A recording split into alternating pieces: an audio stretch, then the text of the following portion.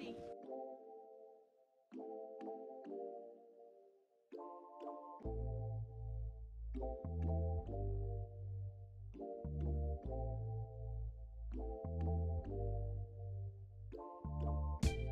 All right, what's going on YouTube? Today we're actually going to do another, I'm not going to say review, we're going to say a second look at the RG351p by Ambernick. So I know a couple of years ago when I first got the device, I'll leave a card up top, but a couple of years ago we looked at the device and it was kind of more so like a first look, because I didn't really get to play it like I intended to, mainly because of the operating system at the time. Like, it was just pretty bad. Like, it came with stock, and then I think I tried to upgrade it to a 351 MU elect. I was still having difficulty saving my game, so I was able to put ARKos on this device and then pretty much just really to be able to enjoy it and use it. So today we'll do a quick review on it, or we'll do a second look on it, let you guys know what I think about it, and then if you were to find this on sale, would I suggest you getting it. So let's just go ahead and get started. All right, so quick story. I had a Game Boy Advance in middle school, right? So I had it was a Glacier Game Boy Advance, and I used to take it everywhere, right? For the time period that I did have it, I used to take it everywhere. I used to take it on the bus with me. I played all the time. I played Tony Hawk Pro Skater 2 on it. I played, really that was like my main game. I played a lot of Tony Hawk, and I remember my mom telling me, don't take this to school with you, but you know, just hard-headed, man, wasn't listening. So I ended up taking it with me, and I remember going to gym class and then coming out of gym, pulling out my book bag and like seeing my Game Boy was just missing. I was like, man. So like 2 years ago when I first found out about this device and I seen the colorway, it just definitely reminded me of Game Boy Advance. Just to go ahead and get into the device, let's talk about the buttons. So just my overall experience with them just over the past 2 years. Like, the D-pad is actually nice. Like, as you guys can see, it's a little dirty, but it just comes from just heavy use, right? For the time that I did play it, I did end up, you know, just kind of using this a lot, and the buttons do feel good.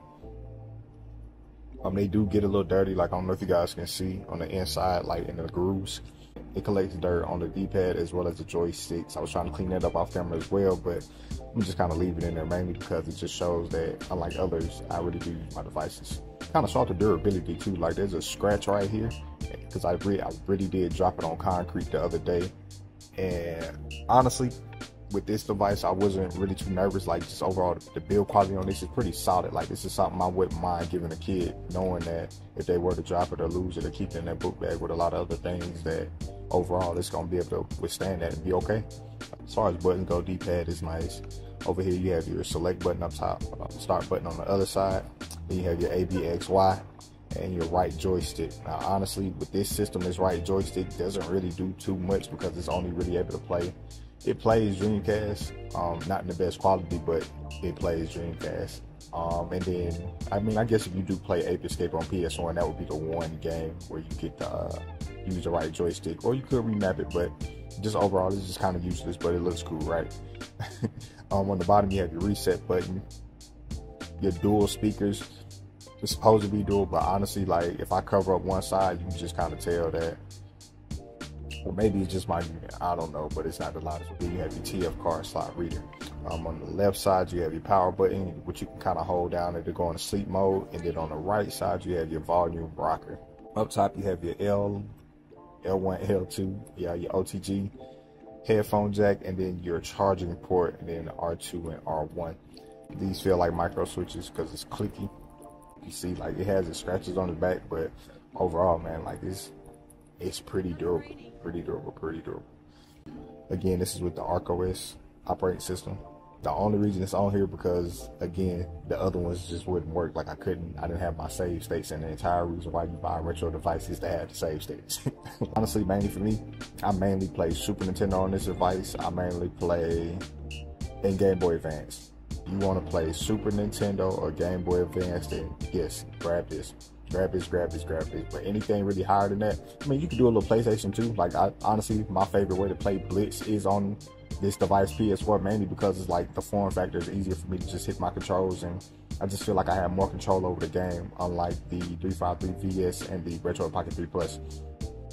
So, but I guess it just kind of depends on the user, right? It's up to you. It's up to you. So just overall, my overall pros of the unit: I like the color, I like how everything looks, I like the buttons, I like how everything feels, I love its durability, I love the fact that I'm able to just take this anywhere and not really have to worry about whether or not if I'm damaging the device or the screen. The screen isn't touch, and I really don't like touchscreen devices because like if it cracks, it kind of ruins the entire experience of the device, right? And like I'm mainly playing old school games anyway that don't really require a touch screen, but you know, it's an added bonus. But on this particular device, it's great not having that touch screen. Like it's really, I would honestly say this is probably my favorite device to use for retro gaming as far as like, well, no, yeah, Super Nintendo. So that would be my version or my definition of retro gaming, right? So Super Nintendo, Sega, that Game Boy, that generation right there. So this would be my favorite device to use for that. My cons of the device: one, there is no built-in Wi-Fi on this unit. You would have to buy an adapter, and then you would have to get the little Wi-Fi thing. You basically put it in this OTG cable right here, or in this OTG slot, and then go from there. It makes the device look kind of ugly when you do it that way, but if you just really want Wi-Fi and you really want to get your box art and everything else, then hey, you can go from there. They did do an upgrade. This was the first model, by the way, but they did do an upgrade to where they have the built-in Wi-Fi and Bluetooth. But I don't have that version, so I have to specifically speak on this version right here. Another con is the headphone jack right here is actually on the top of the unit. So when you're playing, you actually have to wrap it around and kind of hold it in the back.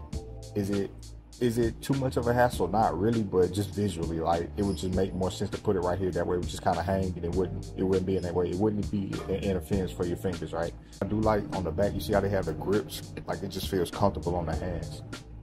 And I actually like the feel of how it feels in the hand while you play. It's honestly one of the more comfortable Super Nintendo emulators, like for real. If you only use this to play Super Nintendo and Game Boy Advance, if it was specifically used for just that, then I would probably give it a 10 out of 10, right? Like if they were to advertise this unit as the ultimate Super Nintendo player, then oh yeah, for sure, this would be a 10 out of 10, and you know, I would tell you to go from there. But if you're comparing it to the other devices that are just available out there right now, like if you're comparing it to the Retro Pocket 3 Plus, the 353 VS, or any of the other ones, I would have to rank this as like a maybe maybe like a 4.5 or 5 out of 10. Just because it's like we're just light years away, right? Yeah, like a solid 5. I'm gonna give it a solid 5. I'm not gonna crap on it like that because it's a decent device. But again, if you just comparing it to just everything else that's available, and if you're gonna spend $100 anyway, I'm gonna tell you might as well just spend that extra 20 and get the 353 VS. But yeah. If you want to introduce your kid into retro gaming, or if your grandma used to play or something like this, then yeah, go ahead and get her one of these. She will for sure play this one. Anyway, if you guys like this type of content, be sure to like, subscribe, all that good stuff, and I'll see you guys next video.